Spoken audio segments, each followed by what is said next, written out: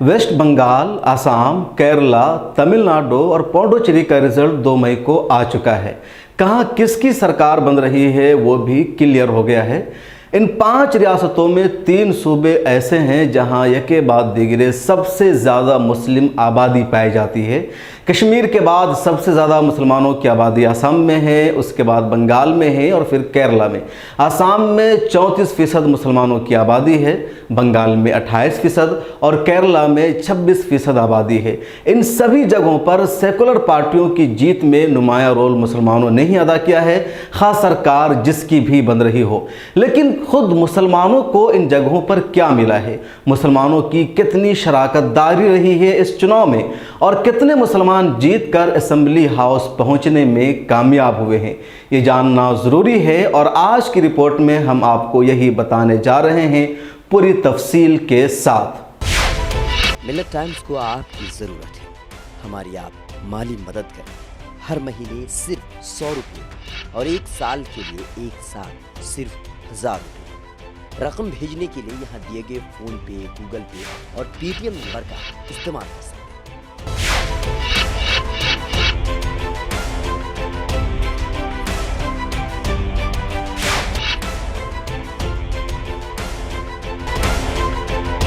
मैं हूं शम्स तबरेज़ कासमी और आप देख रहे हैं मिल्लत टाइम्स। मगरबी बंगाल, असम, केरला, तमिलनाडु और पौंडुचेरी, इन 5 सूबों में इस मरतबा 115 मुसलमान जीतकर एमएलए बनने में कामयाब हुए हैं। सबसे ज़्यादा मुसलमानों ने बंगाल में जीत हासिल की है, उसके बाद आसाम और केरला और दूसरी रियासतों में जीत हुई है। बंगाल में 44 मुसलमान एमएलए बनने में कामयाब हुए हैं, आसाम में 31 मुसलमानों ने जीत हासिल की है, केरला में 32 मुसलमान एमएलए बने हैं, तमिलनाडु में 7 मुसलमानों ने जीत हासिल की और पांडुचेरी में भी 1 मुसलमानों ने जीत हासिल की। आइए जानते हैं सिद्दीक़ा यास्मीन की रिपोर्ट में पूरी तफसील। बंगाल में एमएलए मुंतखब होने वाले 44 मुसलमानों में से 43 ममता बनर्जी की पार्टी टीएमसी से उम्मीदवार थे। सिर्फ 1 सीट पर टीएमसी के उम्मीदवार को शिकस्त देकर अब्बास सिद्दीकी की पार्टी आईएसएफ के उम्मीदवार नौशाद सिद्दीकी ने जीत हासिल की। साल 2016 में मगरबी बंगाल में 59 मुसलमानों ने जीत हासिल की थी, जिसमें 32 टीएमसी के थे, 18 कांग्रेस से और 9 लेफ्ट से।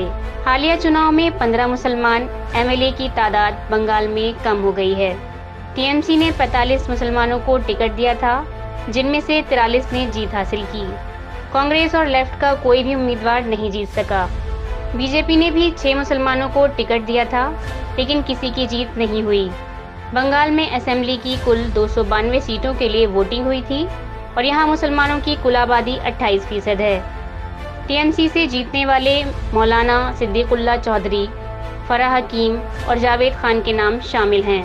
आसाम में 31 मुसलमानों ने जीत हासिल की, जिनमें 15 मौलाना बदरुद्दीन अजमल की क़यादत वाली party all India United democratic front के उम्मीदवार थे और 16 कांग्रेस के उम्मीदवार थे। बीजेपी ने भी आसाम में 8 मुसलमानों को टिकट दिया था, जिनमें से किसी को भी कामयाबी नहीं मिली। साल 2016 में आसाम में 29 मुसलमान एमएलए मुंतखब हुए थे, जिनमें 13 यूडीएफ के थे, 15 कांग्रेस के और 1 बीजेपी के। साल 2011 में आसाम में कुल 28 मुसलमान जीते थे। सबसे ज़्यादा मुसलमान 1983 में आसाम में जीते थे, जिनकी तादाद 33 थी। आसाम में कुल 126 सीटों के लिए वोटिंग हुई थी। यहाँ मुसलमानों की कुल आबादी 33% है। केरला में कुल 32 मुसलमानों ने जीत हासिल की, जिनमें 15 इंडियन यूनियन मुस्लिम लीग के उम्मीदवार थे, 3 कांग्रेस से उम्मीदवार थे, 9 सीपीआईएम से उम्मीदवार थे, 1 ने सेकुलर फ्रंट के टिकट पर जीत हासिल की, 1 ने इंडियन नेशनल लीग से जीत हासिल की और 3 मुसलमानों ने आज़ाद उम्मीदवार के तौर पर जीत हासिल की। साल 2016 में यहाँ 29 मुसलमानों ने जीत हासिल की थी। केरला में कुल 140 सीटों के लिए वोट डाले गए थे और यहाँ मुसलमानों की कुल आबादी 26% है। तमिलनाडु में कुल 7 मुसलमानों ने जीत हासिल की, जिनमें 1 कांग्रेस से हैं, बकिया जीतने वाले डीएमए के टिकट पर उम्मीदवार थे। यहाँ 234 सीटों के लिए वोटिंग हुई थी। मुसलमानों की आबादी सिर्फ 5% है। पौंडीचेरी में अभी 1 मुसलमान ने जीत हासिल की। यहाँ असेंबली की कुल 30 सीटें हैं और मुसलमानों की आबादी सिर्फ 4% है। मौलाना बदरुद्दीन अजमल की क़यादत वाली AIUDF ने आसाम में इस मरतबा 19 में से 16 सीटों पर जीत हासिल की, जिनमें 15 मुसलमान हैं।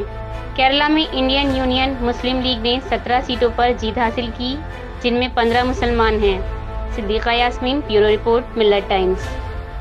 तो यह है पूरी रिपोर्ट जिसमें आपने देखा कि कहां और किस राज्य में कितनी मुसलमानों की जीत हुई है, किस पार्टी से किन की जीत हुई है। इस पूरी रिपोर्ट में आपने जान लिया कि बंगाल जहां 292 सीटों के लिए चुनाव हुए और 28% मुसलमान हैं, वहां मुसलमानों को उतनी बड़ी कामयाबी नहीं मिल सकी। पिछले चुनाव में 59 मुसलमान जीतकर MLA बने थे और इस मरतबा सिर्फ 44 मुसलमान जीतने में कामयाब हुए।